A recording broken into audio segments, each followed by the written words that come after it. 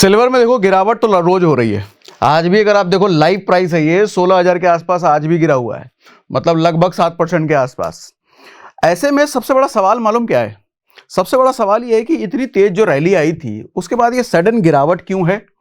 उसके बाद 2026 में ये गिरावट जारी रहेगी या बाउंस बैक होगा, मार्केट ऊपर जाएगा?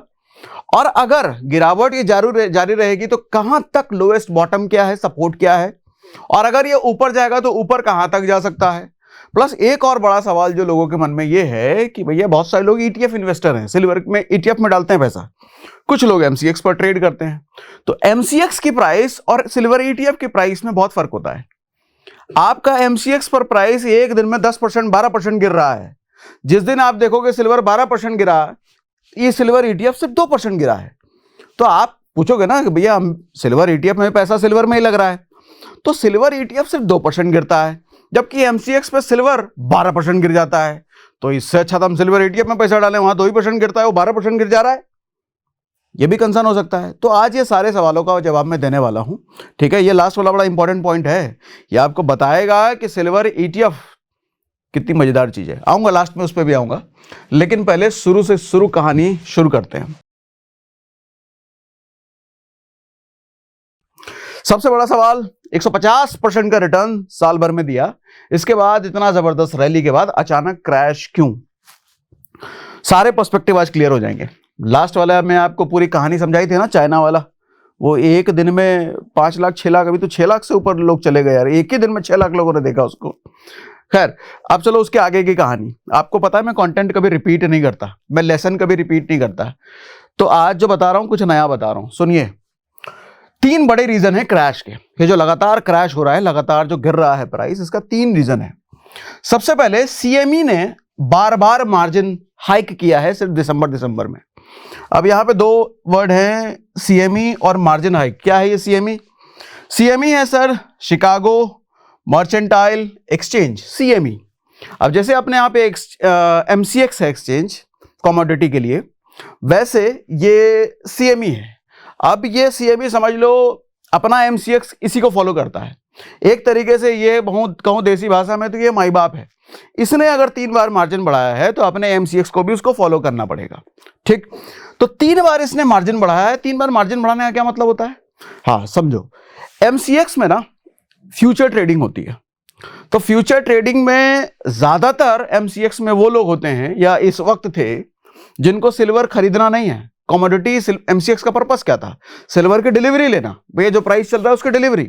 लेकिन अभी ज्यादातर जो लोग थे वो स्पेक्युलेटर थे, जिनको डिलीवरी नहीं लेना, वो खामखा डिमांड बढ़ाए जा रहे हैं, प्राइसिंग ऊपर कराए जा रहे हैं। तो ऐसे में सीएमई ने यह डिसीजन लिया कि भैया ये फालतू का ही प्राइस बढ़ाए जा रहे हैं यार ये जो है स्पेकुलेटर्स, तो एक काम करो, सबसे पहले स्पेकुलेटर्स को बाहर करो। अभी एफएनओ में रिसेंटली क्या हुआ था, सेबी ने क्या कहा था?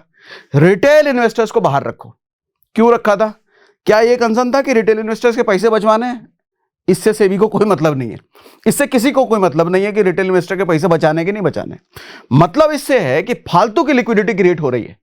भैया रियल इन्वेस्टर्स जो बड़े बड़े वो कॉर्पोरेट्स होते हैं, इंस्टीट्यूशंस होते हैं, जो लाखों करोड़ों का पैसा ऑप्शंस में करते हैं, उनको नहीं रोका गया, रिटेल इन्वेस्टर्स को रोका गया।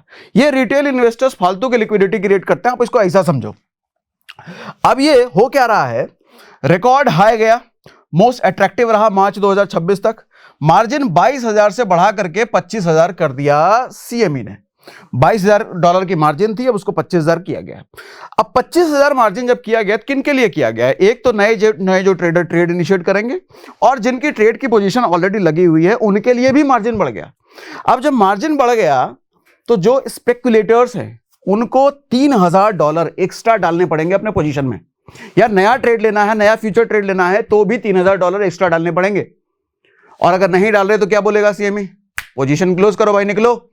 तो जितने स्पेकुलेटर्स थे धड़े धड़ा धड़ा धड़ धड़ धड़ धड़ धड़ पोजीशंस क्लोज हुई हैं भैया। दोनों चीजें हुई हैं, पोजीशंस क्लोज भी हुई हैं मार्जिन बढ़ने की वजह से। देखो ना, एक ही महीने में सिर्फ दिसंबर में 3 बार मार्जिन बढ़ाने का क्या मतलब है? एक ही महीने में। क्योंकि ये सीएमई चाहती है कि भैया पोजीशंस क्लोज हो, ये फालतू स्पेकुलेटर्स बैठे हुए हैं इनको निकालना है, मार्जिन बढ़ाओ। और सेबी ने भी यही किया, एफएनओ में क्या किया? मार्जिन बढ़ाया। तो मार्जिन बढ़ाया तो रिटेल ट्रेडर्स कम हुए, सेम फॉर्मूला इन्होंने अपनाया। ठीक है, तो पोजीशंस कटी तो भैया भयंकर जो वॉल्यूम था गिरा, प्राइस नीचे आया। अब लेवरेज ट्रेड पर प्रेशर बढ़ गया, जो लोग लेवरेज लेकर के करते हैं 100x 200x, फोर्स सेलिंग शुरू हुई, जबरदस्ती की सेलिंग शुरू हुई। ये एक्सचेंज ने करवाया, निकलो यहां से, भागो, तुम यहां माहौल खराब करके बैठे हो, तुम लोग फालतू का प्राइस बढ़वाए जा रहे हो यार। तो सिल्वर $83 आउंस से $71 आउंस तक भैया टूटा, यानी कि 10% क्रैश बहुत कम टाइम में, और 10-12 आप देख ही रहे हो चल ही रहा है। मार्जिन बढ़ा, लेवरेज महंगा हो गया, ट्रेडर को पोजीशन कट करनी पड़ी, और ट्रेडर जब पोजीशन कट करा तो प्राइस आपके सामने गिरा। उसके बाद क्या हुआ, स्पेक्युलेटिव पोजीशंस अनवाइंड हुई। ये बात मैं पहले भी समझा चुका हूं, लेकिन दूसरा पॉइंट मैंने इसको और लिख दिया। अब रिलायंस के सिक्योरिटीज, मैं नहीं कह रहा ये बात, रिलायंस के सिक्योरिटीज नहीं, रिलायंस सिक्योरिटीज के जिगर त्रिवेदी हैं, उन्होंने ये बात मेंशन किया है कि रैली टेक्निकली ओवर स्ट्रेच हो चुकी थी। ये जो रैली आपने सिल्वर में देखा, ये तड़ तड़ तड़ तड़ तड़ तड़ तड़ तड़ तड़ तड़, ये फालतू का बहुत स्ट्रेच हो गया था भैया। एक साल में 160% 150% रिटर्न कौन कहां देता है? तो ये ऑलरेडी बहुत ज्यादा ओवर स्ट्रेच हो चुकी थी। मार्जिन हाइक ने स्पेकुलेटिव ट्रेडर्स को एग्जिट करने पर मजबूर किया।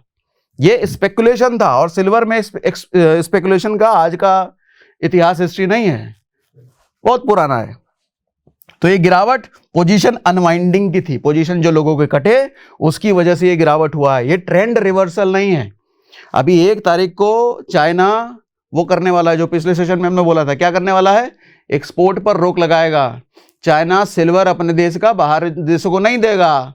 क्या रीजन दिए उसने बोला कि भैया इन्वायरमेंटल का रीजन उसने लगा दिया। पिछली वीडियो हमने डिटेल में समझाया आपको, ठीक है। तो जब चाइना सबसे बड़ा कंज्यूमर है और दूसरा सबसे बड़ा प्रोड्यूसर है, तो प्रोड्यूस भी खुद कर रहा है, कंज्यूम भी खुद कर रहा है, बाकी दुनिया क्या झुंझुना बजाए, उनको ना मिलने वाला चांदी, उनको नहीं मिलने वाला सिल्वर।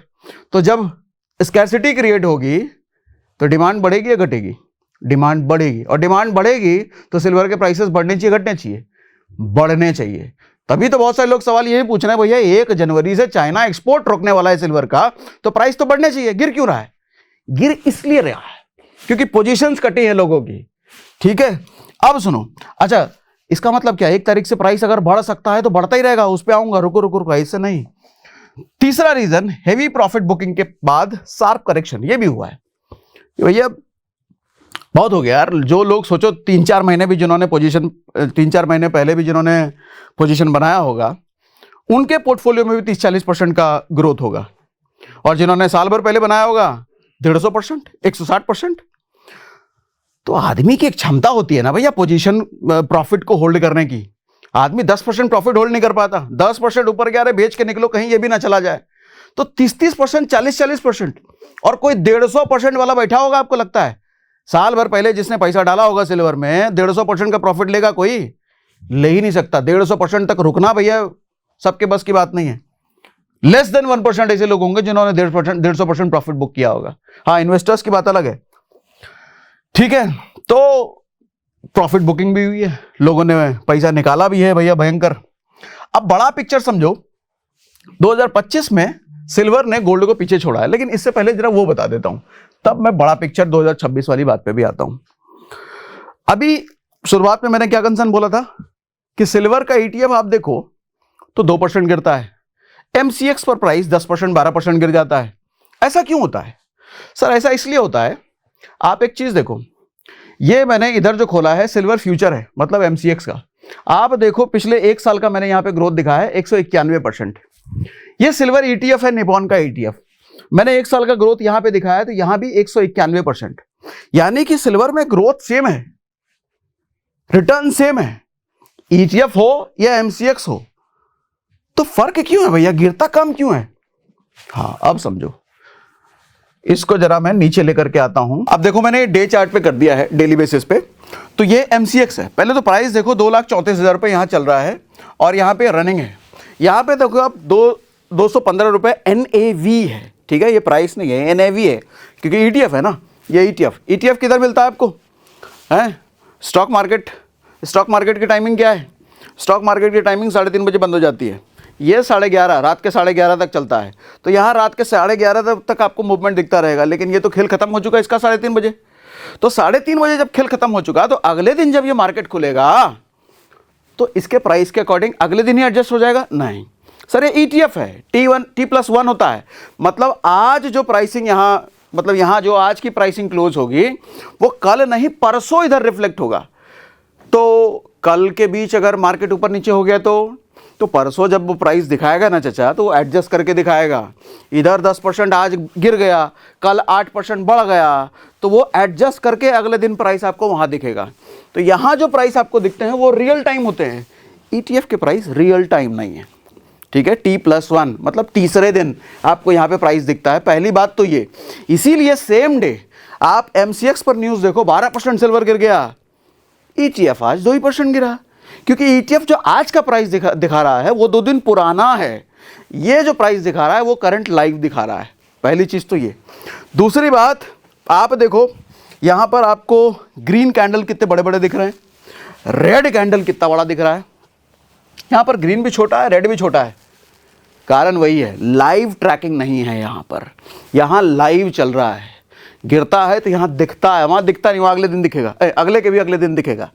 तो ये एक बड़ी वजह होती है। अब आओ भैया, बड़ी पिक्चर क्या है, 26 में क्या होगा। तो 26 में आने से पहले 25 का पिक्चर देख लो, हुआ क्या है।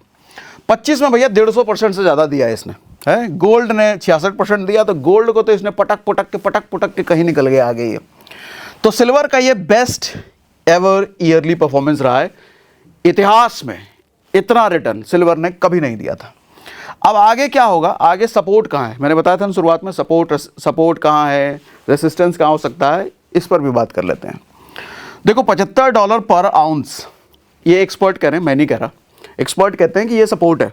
तो सपोर्ट कहने का मतलब अगर $75 पर आउंस है तो 2,30,000 रुपये के आसपास MCX के अकॉर्डिंग। अभी प्राइस क्या चल रहा है, 2,34,000 रुपये के आसपास, यानी कि सपोर्ट के हम 4,000 सिर्फ ऊपर हैं, तो ऑलमोस्ट सपोर्ट के हम पास ही हैं। ठीक है, अब मैं नहीं कह रहा कि यहीं से बढ़ने लग जाएगा भैया, ऐसा नहीं कह रहा मैं एक्सपर्ट की बात कह रहा हूँ। लोगों ने, एक्सपर्ट ने बोला कि सपोर्ट ये है। अगर 2,30,000 पर सपोर्ट हो सकता है तो रेसिस्टेंस ऊपर कहाँ तक जा सकता है, ऊपर भी 3 लाख का अजम्पशन है, 3 लाख भी कैलकुलेशन गणित एक्सपर्ट्स की कहती है, मेरी नहीं, मैं नहीं कह रहा भाई साहब। ठीक है, स्ट्रॉन्ग इंडस्ट्रियल डिमांड है आगे स्ट्रॉन्ग इंडस्ट्रियल डिमांड मतलब जितनी भी ग्रोइंग इंडस्ट्री है, बूम कर रही इंडस्ट्री है, EV, सोलर, AI में लगने वाले ग्राफिक कार्ड, चिप्स, ये सब में सिल्वर की ज़रूरत है, जिसको रिप्लेस नहीं किया जा सकता। सिल्वर की जगह कोई दूसरा मेटल नहीं ले सकता। तो इंडस्ट्री डिमांड तो भैया हेवी है। अच्छा, ये डिमांड पहले भी थी क्या, सिल्वर की ये डिमांड पहले नहीं थी। पहले EV थे क्या, पहले सोलर था क्या, पहले ये AI था क्या।